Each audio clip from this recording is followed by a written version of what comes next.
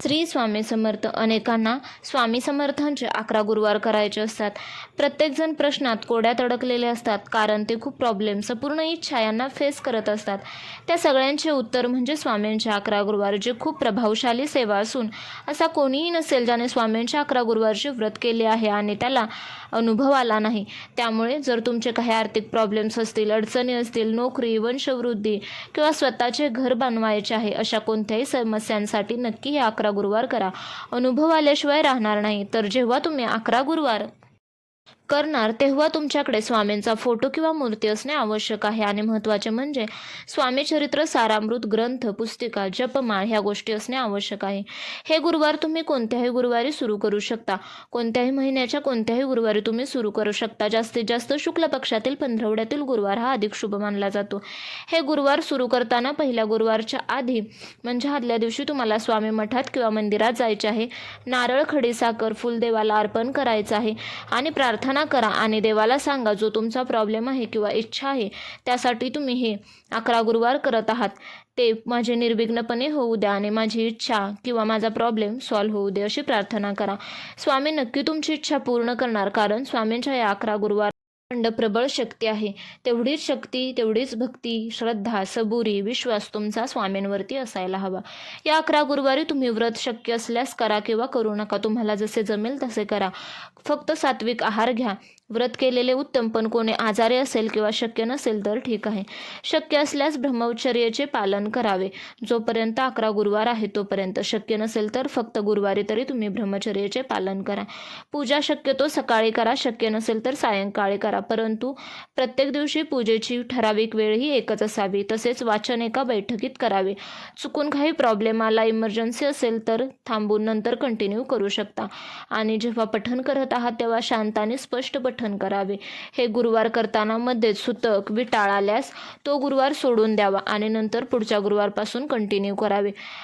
परंतु यामध्ये तुम्हाला मांसाहार पूर्णपणे वर्ज्य करायचे आहे, परअन्न वर्ज्य करायचे आहे. तसेच गुरुवारी ब्रह्मचर्याचे पालन करायचे आहे.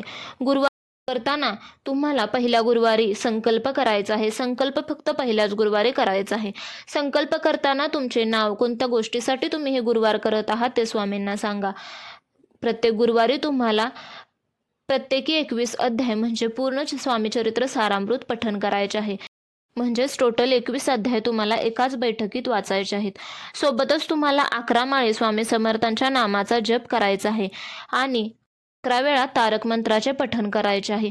ह्या सेवा तुम्हाला प्रत्येक गुरुवारी करायच्या आहेत. या 11 गुरुवार केल्याने तुमचे 11 स्वामीचरित्र सारामृताचे पाठ होतात, म्हणजे 11 पारायणे होतात.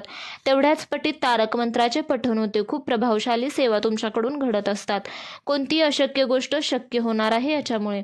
तर या 11 गुरुवारी तुम्हाला मांडणी कशी करायची आहे, तर एक चौरंग घ्या, त्यावरती लाल किंवा पिवळे वस्त्र अंथरा, त्यावर स्वामी समर्थ फोटो किंवा मूर्ती स्थापित करा.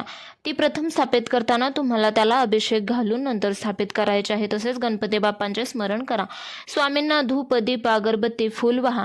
त्यांना ही न तर लावा. जिथे स्वामींच्या मूर्ती किंवा फोटो ठेवला आहे त्याच्या बाजूला कलशाची स्थापना करा.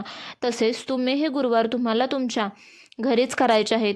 जर तुम्हाला कुठे परगावे लागले किंवा काही प्रॉब्लेम आला तर तुम्ही पुढचा गुरुवार कंटिन्यू करू शकता. त्या गुरुवारी तुम्ही तो गुरुवार सोडून द्यावा. तसेच जर तुम्ही माहेरी गेलाय, तुम्ही गुरुवार केलाय, तर तो गुरुवार त्यामध्ये काउंट करता येत नाही. गुरुवारी सर्व झाल्यानंतर स्वामींची आरती करा. स्वामींना नैवेद्य दाखवा. तसेच वाचन करताना दीपखंड प्रज्वलित ठेवावा. वाचन करताना मध्येच कोणाशी बोलू नये. बसायला आसन घ्यावे. प्रत्येक गुरुवारी स्वामींच्या मूर्तीला अभिषेक घाला. अष्टगंध ही नंतर लावा. आणि सेवा करताना दुपारी 12 ते 12:30 दरम्यान कोणतीही सेवा करू नका. या सेवेने वास्तूमधील नकारात्मक ऊर्जा निघून जाते. मनात चांगले विचार ठेवा.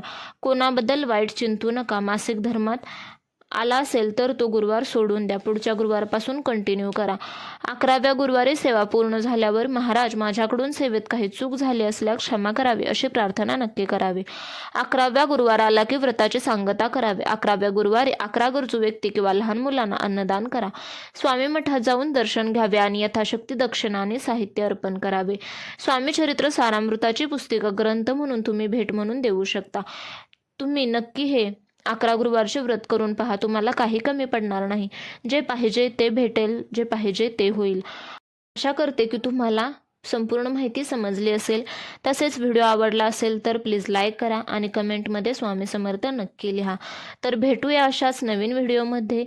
तोपर्यंत श्री स्वामी समर्थ.